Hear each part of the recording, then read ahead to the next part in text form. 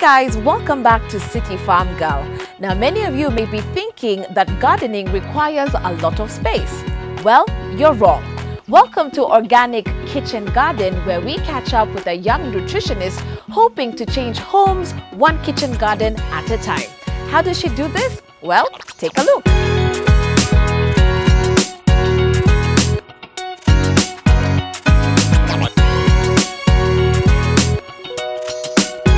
So basically it's about growing some edible stuff, whether it's vegetables, herbs, fruits, in the little space you have. Whether it's a balcony, whether it's a big garden, whether it's even like a wall or something, so we can hang things there, Ron. And so just using whatever space to grow something edible. Yes. I'm a nutritionist or a dietitian. And it's more of the passion to help people really live healthy lifestyles. So most of the time, yes, we have the vegetables and all that, but they're not safe, you know. So with all the pesticides that we have now, like you can be eating some vegetables, but you're actually not getting healthy. But some disease, say cancer and all that, is catching up with you because of the pesticides you're eating. Yes. Well, the truth is we're all at risk of consuming dangerous chemicals from all the processed foods we buy. But hope is right outside your home if you're up for the challenge. Like everything you're planning to do, it starts with research. First, it takes you need some space, and then of course you need the soil, you need the manure, you need the seedlings, and then you have to make sure the space, like the environment is suitable. So like you're having enough sunlight for the vegetables or for whatever you're growing. So the conditions are right. You have containers, whether it's something you're recycling or you're going all the way to, buying planters or, wooden containers, whatever you have. So the space, and then the soil and the seedlings. And then, so when it comes to passion, they say the much love you give to a plant, the much love you'll get from it. So if you really care for your vegetables, you're going to have some good harvest, because when you're really taking good care of your vegetables, you'll then notice that there's something wrong with this spinach, like maybe there's some pest attacking it, and so soon enough you'll be able to deal with that. So the much love, so you really need to dedicate to watering and making sure the plant is happy. Yeah. Now I noticed that when you think outside the box, kitchen gardening isn't just a white people's concept. It really does address the issue of food security. And think about it, if you're growing your own food, fresh food that is, you can feed your own family. And it's a great way to start your journey to living healthier and eating clean food. And by the way, if you're wondering what to grow, here are a few things that you need to keep in mind. Most of the people actually don't know, where to start, So yes, say for someone who stays in a balcony, they won't know where to get the seedlings, where to get the soil, what kind of containers, what to grow. So they'll need that expert, advice on how to go about it. I think one, you need to consider what do you really use, like what do you want to grow. Don't grow skuma wiki if you don't even eat skuma wiki in the first place, because it's like a waste of time and also space.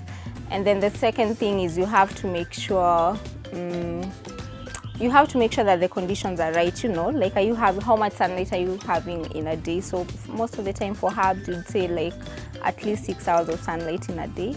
So if your balcony doesn't get enough sunlight and you go ahead and plant, say, these vegetables that love sunlight, like spinach, then it will be a waste of time again, because they won't thrive per se. So you need to know what is like the right condition to grow what vegetable, and then again make sure you're using it.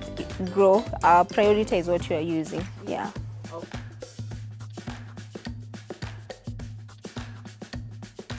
Now here's the thing, many of us walk into a shop or a grocery store and simply pick our foodstuffs, but not many of us know what these plants look like as little seedlings and how they grow beautifully and move from farm to fork.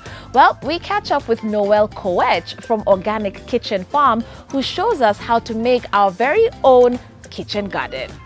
Yes, this is it. It already have compost soil inside. It's specifically compost, not just any soil. Okay, let's take a look. Yeah.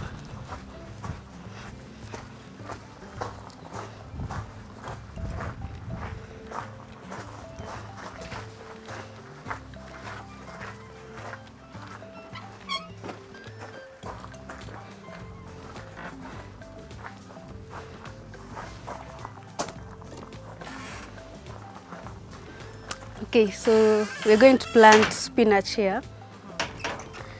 And this will take like 4 spinach because it's small.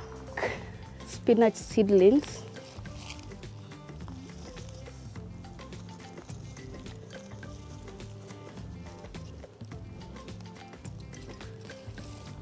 So while picking the seedlings from the container where you planted the seedling, you have to make sure that you scoop it with the soil so that it doesn't die also.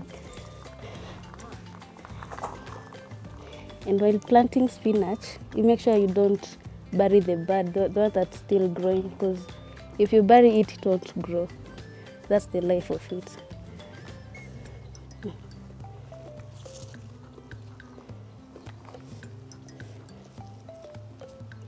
You make sure it's on top of the soil.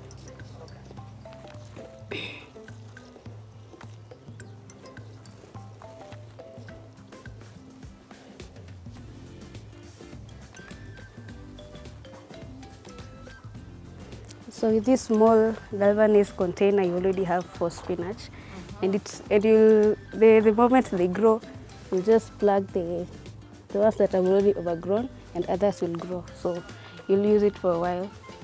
So you may actually think that transplanting is a simple pick and drop. Well, the answer is no.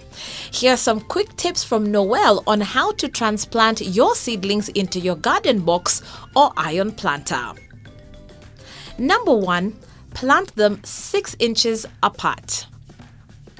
2, always scoop your seedlings with surrounding soil and roots. And number 3, don't bury tender stems to ensure they sprout well. Make sure you check out part 2 of Garden in a Box from your city farm girl on my channel, Shiko Kaitani. Also, don't forget to subscribe. You can also follow the City Farm Girl on Instagram and of course, tell a friend. See you next week.